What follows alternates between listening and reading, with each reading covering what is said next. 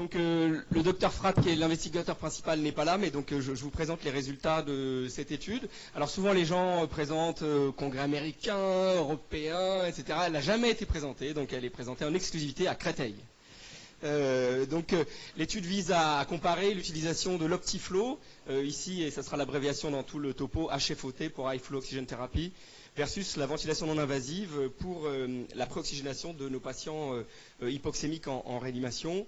Voici mes conflits d'intérêts, surtout pour les congrès. Donc voici le titre exact de l'étude qui a été faite avec le soutien de REVA. Donc Jean-Pierre est l'investigateur principal, Jean-Damien avec qui l'étude avait été designée, et puis tous les auteurs qui ont participé, Jean-Pierre Queneau qui est l'investigateur qui a inclus le plus de patients, et puis pour les règles d'auteur, parce que c'est important pour REVA, nous c'est notre méthodo et avant-dernier, puis je suis moi-même dernier auteur. Tout de suite pour remercier déjà les 28 centres participants. Il y a eu 322 inclusions de avril 2016 à décembre 2016, donc en 8 mois, vous voyez la courbe d'inclusion qui a été bien plus inespérée. Et puis les différents centres qui ont participé dans notre étude, et je remercie ceux qui sont là. Donc le rationnel, Samir Jaber est parti, mais lui il a beaucoup travaillé sur ce sujet, sur l'intubation et la préoxygénation. Il avait décrit, il y a déjà une petite dizaine d'années, les complications de l'intubation. Et la complication la plus fréquente est l'hypoxémie sévère, définie, et les gens ont repris cette définition, par une saturation pulsée inférieure à 80%, donc qui est clairement une désaturation qu'on peut dire importante, notable et significative. L'objectif de la préoxygénation, c'est d'augmenter les réserves en oxygène pour retarder l'hypoxémie potentielle, et puis sécuriser la procédure qui peut, dans quelques cas, arriver jusqu'à l'arrêt cardiaque. Et Audrey De Jong, qui est parti aussi, mais qui a publié récemment sur des grosses cohortes où il retrouve qu'effectivement l'arrêt cardiaque survient dans 2 à 3% des cas au cours de l'intubation, et puis suggérerait que peut-être l'absence de préoxygénation serait un des points qui pourrait participer à ça. La préoxygénation habituelle, c'est à l'embu, avec au moins 15 litres d'oxygène. Juste un petit point de détail, des fois dans les études, c'est qu'on dit qu'on met 15 litres, mais si on ouvre le manomètre à fond, le débit à l'hôpital est bien plus élevé que 15 litres. Ça peut être 30, 40, 50. Donc la petite marque, c'est 15, mais pas le... Bien sûr, le débit est un peu plus important selon le débit fourni par le gaz mural hospitalier. On dit pendant 3 à 5 minutes, mais c'est vrai, on se pose la question chez les patients les plus hypoxémiques et nos patients de réanimation, est-ce que des techniques qui fournissent plus d'oxygène comme la VNI ou l'Optiflow pourraient être importants et intéressants. Donc la préoxygénation par VNI, encore Samir, qui avait fait dans plusieurs unités, avait mis en place un protocole général sur l'induction, sur le remplissage, etc. Mais sur la préoxygénation, et il retrouvait, vous vous souvenez, le taux de 25%, eh bien on diminuait le taux de désaturation profonde, saturation inférieure à 80%, à 10%. Et donc, après la mise en place de ce protocole, qui est une étude avant-après, qui n'a pas la force d'une étude randomisée, mais qui est très intéressante pour la suite. Et donc ils avaient réalisé cette étude randomisée contrôlée, la seule clairement qui est en faveur de la ventilation non invasive, avec Christophe Bayard, où vous voyez les courbes de saturation des patients sous oxygène standard, et puis la courbe en pointillé sous ventilation non invasive. Vous avez ici les plus basses saturations dans les deux groupes. Et si on regarde, vous voyez les saturations, moins de 80, là, qui sont assez nombreuses dans le groupe contrôle. Donc effectivement 46%, ce qui est, voilà, c'est une étude pilote, peu de patients. Pour la validité externe, c'est un taux un peu élevé, parce que vous reverrez, on retrouve toujours 25%, on l'a vu précédemment, et puis 7% dans le groupe VNI. Et puis une étude un peu plus récente où ils avaient inclus plus de malades, 100 malades dans chaque groupe, en essayant d'évaluer le SOFA, mais une étude qui ne retrouvait pas de résultats significatifs, même si une tendance pour la préoxygénation par VNI, vous voyez, on retrouve encore autour de 28% d'épisodes de désaturation sévère dans le groupe contrôle et 18% dans le groupe préoxygénation par VNI. En ce qui concerne le high flow, eh bien, il y avait une première étude par Miguel Montanes et Jean-Damien Ricard. Ils avaient évalué dans une étude avant-après aussi, dans leur service, l'utilisation du haut débit nasal versus le masque à réserve. Ils retrouvaient une saturation plus élevée, en tout cas des saturations plus basses, moins fréquentes. Vous voyez, mais là, des chiffres un peu plus faibles, 14% dans le groupe contrôle et 2%. Et puis, probablement l'étude la plus solide, faite par Michael Wursch à Nantes avec Christophe Guiton, randomisée, contrôlée, multicentrique, française.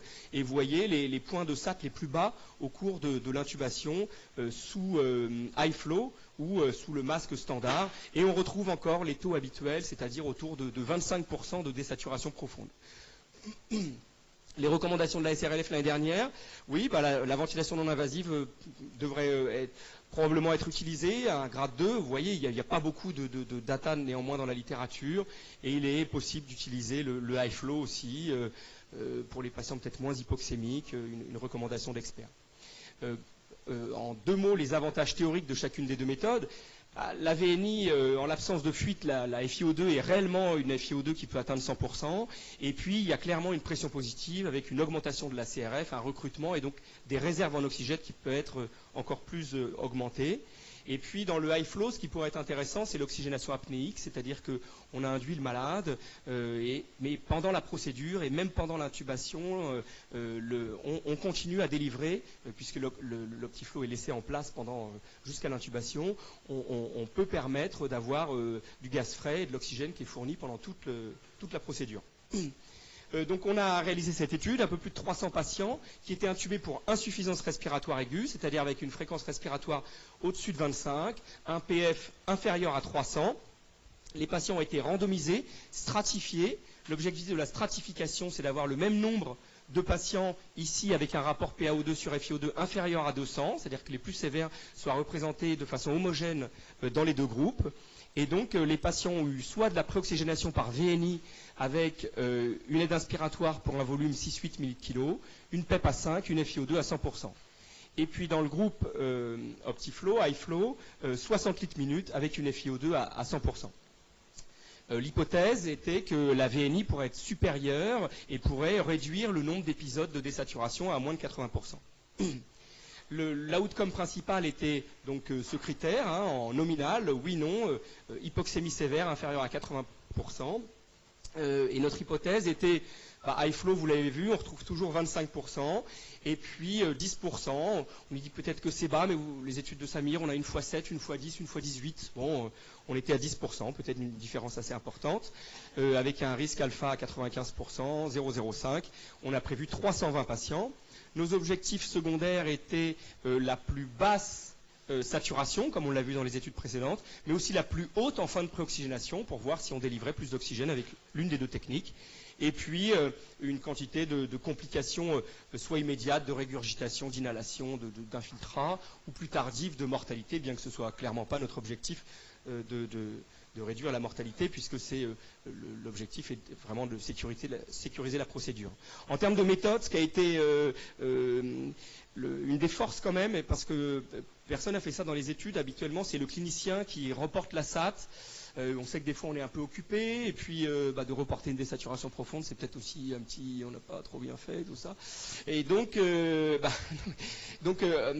ça c'est l'idée de Jean-Pierre, c'est vraiment très bien, c'est-à-dire que c'est Covidien qui avait fourni un système de saturation plutôt assez performant, et donc qui avait fourni à tous les centres, et donc il y avait un enregistrement sur 30 minutes qui a permis une analyse de toutes les saturations, et pour vraiment voir de façon offline, est-ce que clairement la saturation était inférieure à 80% ou pas.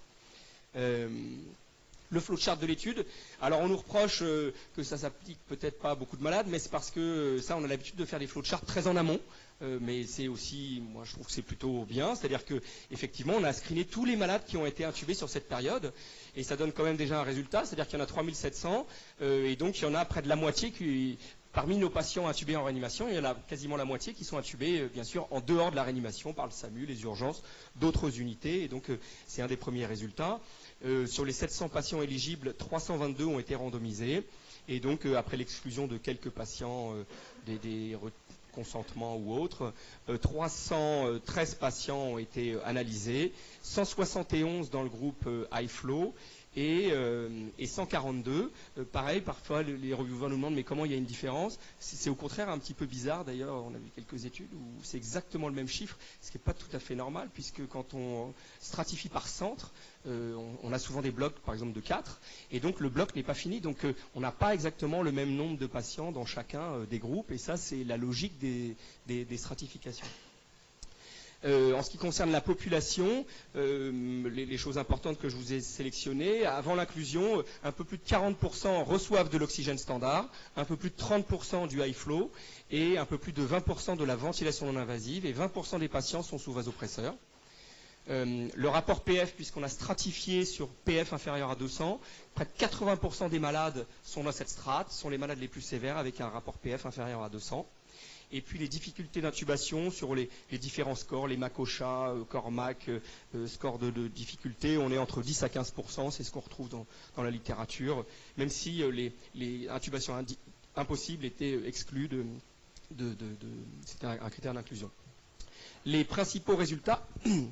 Donc l'outcome principal dans la population générale n'est pas différent. Vous voyez, on retrouve autour de 25%, 27% dans le groupe high flow, 23% dans le groupe VNI. Donc c'est le taux de désaturation sévère à moins de 80% en fonction des deux stratégies.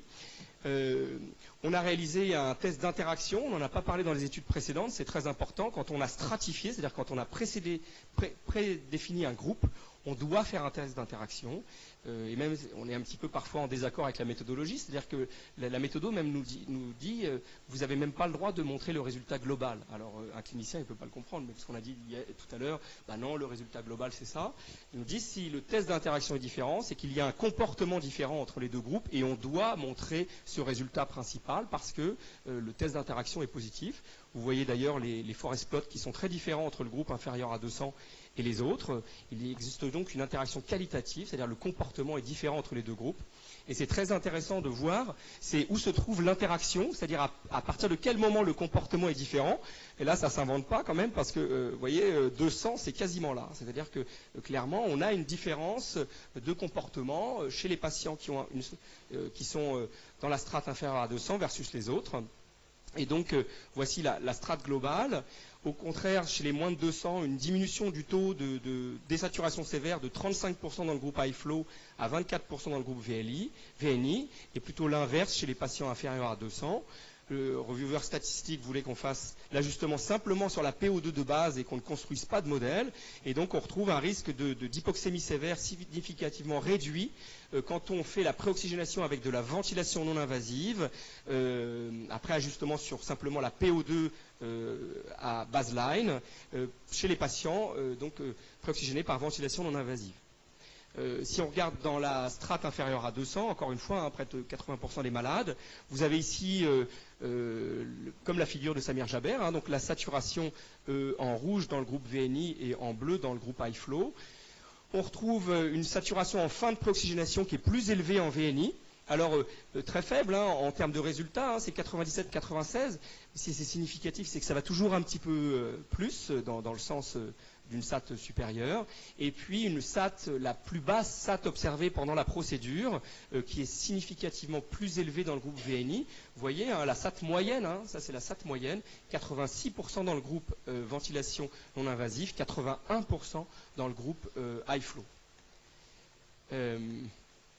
Sur l'ensemble des complications qu'on recherchait sur les infiltrats, les durées, etc., aucune différence. Là, je vous ai mis les Kaplan-Meier de la mortalité, mais bien évidemment, on ne pense pas avoir une différence sur la mortalité.